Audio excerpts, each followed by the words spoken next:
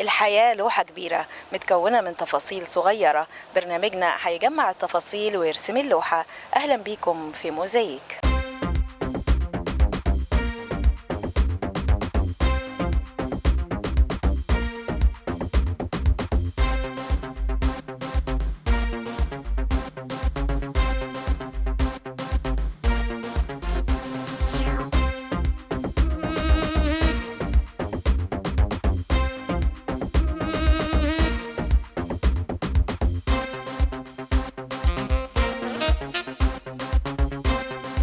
أول ما أبدي أصلي على طه أحمد نبينا، يا رب جمعا نصلي في روضته بالمدينة.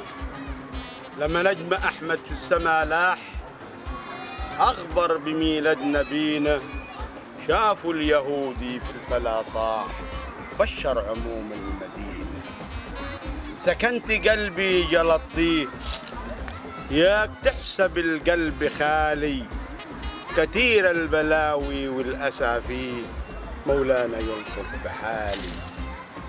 كبير الطبابة سكت ليه، جاس نبض ساعة بساعة، واللي بقلبي مخبيه فتنت عليه الإشاعة. فتنت وقالت جا مجروح، وجرحه غاير ونازف، وإن كان أجلها خلص الروح، حتفت بإيه المعارف. فن الواو هو شعر الصعيد الجواني، واحد من أهم الفنون الشعبية المنتشرة في الجنوب. هنتعرف على فن الواو، أسراره وتاريخه من خلال لقائنا مع الشاعر الكبير أحمد عويس. برحب بحضرتك. أهلا بحضرتك أستاذ. مرحبا بحضرتك أستاذ أحمد. في البداية طبعا بنرحب بحضرتك معنا في البرنامج، وحضرتك جيت خصيصا عشان نعمل هذه الحلقة عن هذا الفن الجميل اللي حضرتك واحد من رواده في الصعيد. طبعا يمكن لما بنتكلم على شعر الواو أو فن الواو، هو الفن الذي احتضنته مدينة قنا بامتياز. هي الأولى في هذا المجال، وهي تمتلك عدد كبير جدا من الشعراء اللي تخصصوا في مجال فن الواو، وليها حصيلة لغوية كبيرة جدا. بيعتبر تقريبا أكثر من 90% من شعراء فن الواو أو شعر فن الواو قيل على أرض قنا. حقيقة فعلا أنه فن الواو اللي هو فن قولي شفاهي سماعي، من الطبيعة أو من البيئة أو من يعني يقال يعني، ولذلك معظم الجوالين في البداية كانوا لا يجيدوا القراءة ولا الكتابة، ولكن كانوا يقولوا ارتجالي. فعلا أساس فن الواو أو نشأة فن الواو في محافظة قنا، وده مرجعه برضو اللي هو رائد فن الواو على مستوى اللي هو زي ما قال لنا التاريخ انه ابن عروس، انه كان منشأه في قنا او في قوس بالذات بالتحديد. ليه مقولات كثيرة ذكرها التاريخ وذكرتها كتب التاريخ، واستعانوا بها معظم الكتاب في مسلسلاتهم، زي لابد من يوم محتوم تترد فيه المظالم، أسود أبيض على كل مظلوم، أسود على كل ظالم، وبرضو كيد النساء يشبه الكي، من مكرهم رحت هارب، يتوشحوا بالحنس حي حنش حي، ويتحزموا بالعقارب او يتحزموا بالحنش حي ويتوسدوا بالعقارب. ده كلها مقولات تنسب لابن عروس. لكن في عصرنا الحديث برضو في رواد اخذوا على عاتقهم فن الواو، ودول منهم عمنا واستاذنا الشاعر الكبير عبد الستار سليم، النهج وخطى خطوه واسعه بفن الواو، نقله الى يعني يعتبر الى العالميه، انا بعتبره لانه وصل بيه وبجائزته، وصل صوته او سمع. غير كده في عندنا برضو عادل صابر جوال فن واو، وليه باع كبير في العدوده والفنون القوليه عامه بمعنى صح، رجل استاذنا وعمنا. في الاستاذ محمود ابو الحج من نجي حمادي، في فايز برضو من كومومبو او من دراو، في الاخت اميره، في فقوص عندنا عبيد ابو الري وفوزي عبد السميع وسامي ابو الفتوح، وعندنا برضو في الخطاره من الحداث الاستاذ دسوقي الحوت او دسوقي عبد الموجود، والاستاذ محمود عوض الله، عبد الناصر ابو لبيب، فوزي بتاع فتحي حمد الله، وائل الاسمنتي. كل هديه ناس جواله حديثه برضو نهج او بحثت في الفنون القوليه، وليها مقولات وليها مؤلفات في فنون الواو. يمكن قنا يعني تحديدا وقرى قنا تحديدا كانت زي ما احنا نقول كده منشأ لشعراء الواو، وهم بيمتلكوا حصيلة لغوية كبيرة. لكن أيضا متهيألي إن هي قنا كانت محط للقبائل العربية في عصر من العصور، إن هي كانت النازحين من الجزيرة العربية بينزلوا على قنا. ده برضو مهد الطريق أكتر لشعراء فن الواو إن هم يكون ليهم هذه الحصيلة اللغوية اللي تسمح لهم إن هم يكونوا من الجوالين أو من شعراء فن الواو. فعلا موقع قنا الاستراتيجي اللي هو خلاها او تربط بين محافظه قنا ومحافظه البحر الاحمر، واللي كانت في عهدها تعتبر ميناء ومحط رحال لجميع الوافدين من اليمن والمملكة العربية السعودية والحجاج القادمين. كان ليه دور كبير في تبادل الثقافات بين الأهالي، وأثر كثير في أنه يكون فن الواو فن من الفنون اللي تمتاز بها محافظة قنا لانفتاحها على هذه الدول أو هذه البلاد كتجار وكحجاج قادمين، وكله كانت محط رحال. برضو كان مقام سيدي عبد الرحيم القنائي كان مزار من ضمن المزارات كان يتجمع فيه برضو الجوالين في الموالد وغير كده، ولذلك يعني فن الواو خد سلك مسلك دونا عن بقية البلاد في محافظة قنا بالذات. يعني متهيألي دي ملاحظة شخصية ليا، ان انا حاسة ان قيمة فن الواو بتنبع اساسا وقوته وصلابته ان هو يبقى عبر الزمن بتنبع من ان هو فن تفاعلي. فن تفاعلي يعني ما بين الشاعر وما بين الجمهور بتاعه بيكون في تفاعل وبيكون في اخذ ورد زي ما بيقولوا كده، وان هو احيانا بيستخدمهم كمان ان هم يكونوا بيردوا عليه وبيقولوا اجزاء من الشعر بتاعه، وده بيدي قوة شديدة لهذا النوع من الشعر وايضا ارضيه شعبيه. جوال فن الواو لو ما تفاعلش مع المجتمع المحيط به يبقى هو بيعزف منفرد كعزف منفرد. على فكره هو بياخد منهم ويديهم، يعني هو بياخد من الناس من المتلقي ويديه المردود، والناس بتديه برضه تاني كمردود في انها تسقف له، انها تديه، بل بالعكس احيانا يعني كانت او كنا نسمعه في كتب التراث او قرينا في كتب التراث زي مشادات كلاميه بين واحد وواحد او حاجه كده. ففي مقوله بتقول واحد بيقول لو كنت في القول فنان ولك في القواله شطاره قل للسما كان فدان وديك عليها اماره. وهم قاعدين كده ارتجال، الرجل صبر شويه وسكت، قال له صلاة النبي تمنع ابليس فيها الفائده والتجاره، اسحب قصبتك تعاقيص ونكت وراك الحجار. فكانت يعني بيقول له انت بتقول لي قول لي السما كم فدان، فده سؤال تعجيزي. فالراجل قال له طب ماشي، بعجزه اكثر قال له اسحب القصبه وقيس وانا نكت وراك الحجاره. انك بتقيس ارض زراعيه هي يعني. كان لازم تبقى منه وليه، فالمردود بيبقى جميل جدا لما يتفاعل معاك الجمهور. المفردات برضو اللي هي الشعبيه اللي موجوده في البيئه الزراعيه اللي موجوده في قنا، والقصبه وقيس وفدان وحجار، هي دي فعلا من الطبيعه، من طينه الارض.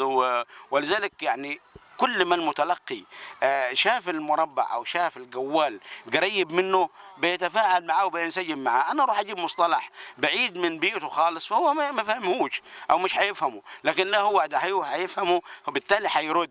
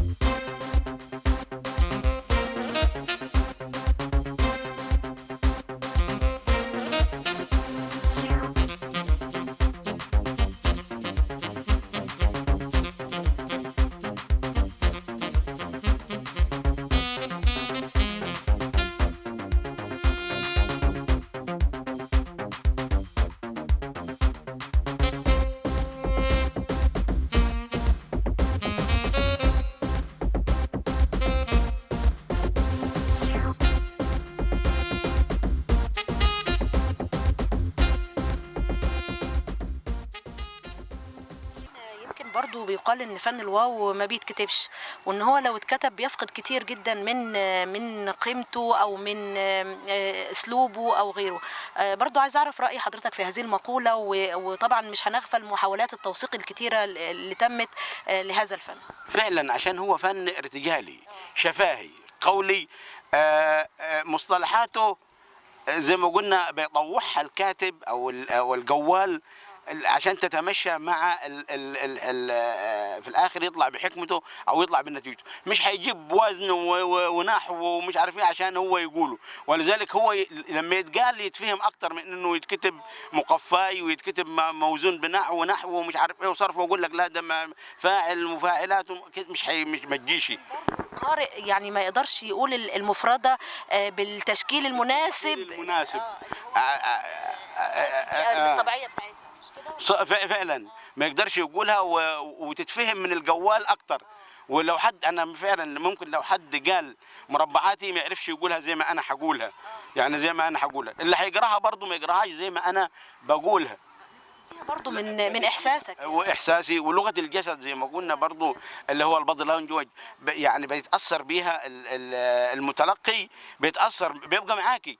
شايفك زعلت متى، شايف دي فيها ابتسامه، فيها ابتسامه، شايف عليت صوتي متى، اتحمست متى كده. فهي فن الواو زي ما بتقول حضرتك فن شفاهي تفاعلي. يعني لما يتقال غير لما يقرأ في كتب أو في كتاب.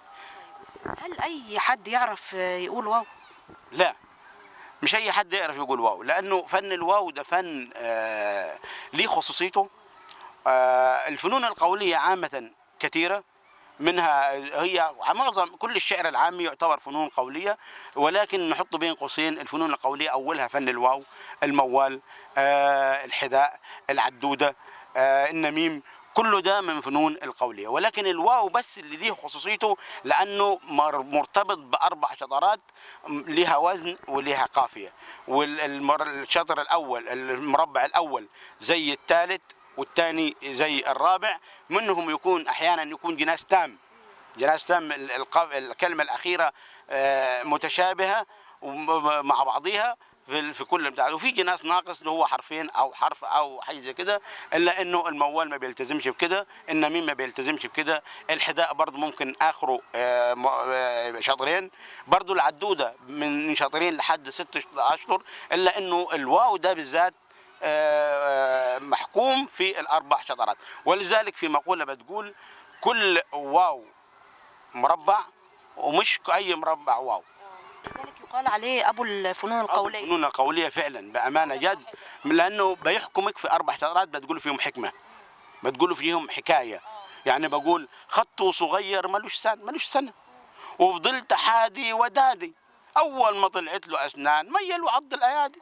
كثير ناس يعني في اتأثرت بأنه واحد احتضنه وعلمه مهنة، علمه كذا علمه كذا. أول حاجة زي ما نقولوا هجاء، ولما كم علمته نظم القوافي ولما قال قافية هجاني. فاحنا بنقوله كده خطه صغير مالوش سان، لسه صغير وفضلت حادي ودادي، أول ما طلعت له أسنان ميل وعض الأيادي اللي أكلته. طبعا قصيدة الواو ممكن تبقى مكونة من أبيات كتير، لكن كل مربع هو في حد ذاته وحدة شعرية متكاملة. يعني ممكن أسمع مربع واو لوحده يغنيني عن أن أسمع باقي القصيدة، أو أن كل مربع فيهم هو قصيدة في حد ذاته. وممكن لو سمعتهم مع بعض برضو يوصلني معنى مختلف. أنت إيه رأي حضرتك في الموضوع؟ لا فعلا، لو سمعتي هتلاقي معنى مختلف ممكن، وهو بيختلف في قلنا هو الأربع شطرات دول بيغنوا عن قصيدة كاملة أو موضوع أنت ممكن تكوني بتتألم فيه. يعني زي ما أقول أنا عصرت قلبي مجى الأخ والدم عبى القرايب، واعر الإهانة من الأخ مر الجفاء من القرايب. لما اقعد اقول على جفا الاخ وجفا الاخ والقرايب او كله اللي قاعد تحت هيقول لك اخ اخ من وجع القرايب، اخ من الخوات، اخ من كذا. فهو تيجي كده. لو انا قعدت اكتب في قصيده 40 بيت ممكن ما اوفيش المعنى اللي انا جبته في البتاع ده. او ممكن قصاص يكتب قصه كامله على جفا القرايب والخوات وحاجه زي كده وما يوصلش المعنى، وما فيش وقت يقراها المتلقي او البتاع ده، خصوصا دلوقتي الناس ما يعني احنا في موضوع القراءة بالذات الناس ما عندهاش استعداد يوقف يقرا كتاب ولا قصيدة ولا قصة ولا كده. الأغراض الشعرية لفن الواو وهي قريبة بشكل كبير جدا من الناس، زي ما احنا قلنا كده ان هي ممكن تحمل الحكمة، ممكن تحمل الشكوى من الزمان، ممكن تحمل المشاكل اللي تحصل مع الأهل أو مع القرايب. بالتالي هي دي الأغراض الشعرية العريضة اللي بيدور حولها فن الواو. ايه تاني كمان يا استاذ احمد؟ الحاجات دياتي فعلا زي ما قلتي، ولكن اضيف على الكلام اللي قلتيه اللي اثرت في الناس كتير قوي وخلتهم يتاثروا بفن الواو خصوصا في الصعيد، السيره الهلاليه. السيره الهلاليه اساسا كلها مربعات فن واو، وهتلاقي فيها معظم انواع الفنون القوليه الفن الواو في الموضوعات اللي احنا نتكلم عليها. عايزه فروسيه تلاقي فروسيه في السيره الهلاليه، عايزه كرم واقدام واقدام تلاقيه في السيره الهلاليه، عايزه قصص عشق وحب ومش تلقاها في السيره الهلاليه ومربعات. عايزه مثلا تصوف هتلاقي، وانه زي ما قلنا الشاعر السيره الهلاليه لازم بيبدا بالصلاه على الرسول، زي ما خد النهج بتاع جوال فن الواو انه لازم يبدا كلامه بالصلاه على الرسول عليه الصلاه والسلام. فالسيره الهلاليه الشاعر يقول لك بعد المدح في المكمل أحمد أبو ضرب سالك، هحكي في سيرة وكمل على بيذكروا قبل ذلك، في سيرة عرب أقدميين كانوا ناس يخشوا الملامة، زعيمهم أسد سبع ومتين يسمى الهلالي سلامة وكده. ففيها واحدة واحدة كده بيدخلك على القصيدة، بس بعد ما يدخل من المدخل تمهيد جيد جدا جدا يشد المستمع والمتلقي ويخش بيه، يخليه هيصلي على الرسول. لأن وفعلا جوال فن الواو بمجرد ما يقول أول ما أبدي أصلي تلاقي الناس يقولك عليها افضل الصلاه وازكى السلام، يبقى خلاص كده عملت ايقاظ للناس انا والناس تنبت. فشاعر فن الواو بيبدا بالصلاه على الرسول، ويمكن يقول مربعين ثلاثه كمان في بتاع ده، ويبدا كده يخش في المضمون بتاع سيرته. غير كده كان يمجد اللي هو بطل السيره اللي هو ابو زيد الهلالي، كان يمجده في سيره اقدم كان الناس زعيمهم اسد سبع ومتين يسمى الهلالي سلامه، في تشويق للناس. وبعد كده يخش على اي جزء من السيره، وبرضها في مربعات جميله جدا بتشد. عشان كده يعني معظم الناس الصعيد جينا بالذات تاثرت بالسيره الهلاليه، لانه برضه يعني يمكن عبد الرحمن الابنودي خد على عاتقه جمع تراث السيره الهلاليه وتوثيقها. ولما كان تذاع في الراديو الاول كانت الناس السهاره بالليل تستنى تسمع جابر ابو حسين وتسمع سيد الضوي وعبد الرحمن الابنودي السيره الهلاليه. فكل دي فن واو، كل دي مربعات فن واو. كان في ألفاظ برضو شهيرة متداولة في فن الواو يمكن لا تخلو منها قصيدة ولا يخلو شاعر ان هو يقولها، زي مثلا الغزالة، زي المركب، وغيره من الألفاظ اللي هي بتبقى ليها مردود عند المتلقي. ايه كمان؟ المراكب، النخل، المجداف.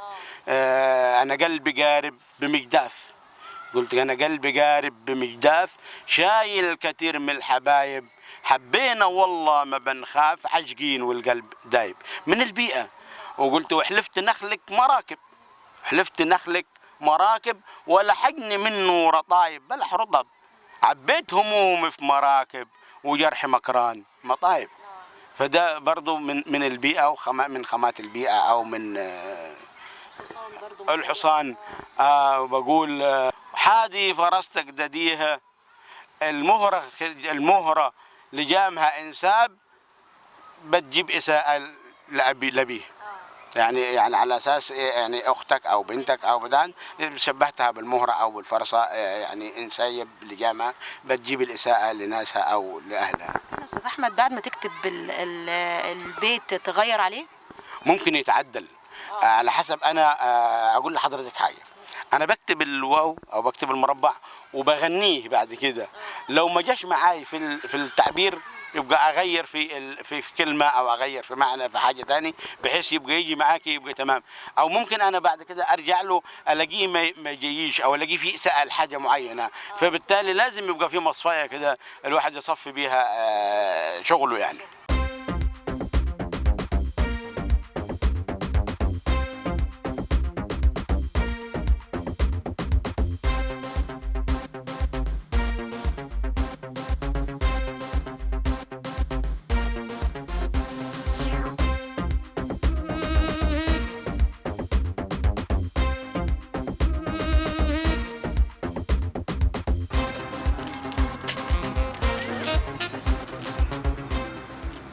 قال لي عشقت القمر ما تزعلش لما يغيب، قالوا المحبة قدر والشوفة يا ابني نصيب، ابنك حيكبر تخاويه، ابنك حيكبر تخاويه وخليه ماشي في ريحك، أول ما توقع تلاقيه يمشي يوقف في ريحك. أنا قلبي قارب بمجداف شايل كتير من الحبايب، حبينا والله ما بنخاف عاشقين والقلب دايب. كده اللوحة اترسمت. نشكركم مشاهدينا ونلقاكم الأسبوع القادم في لوحة جديدة من موزايك.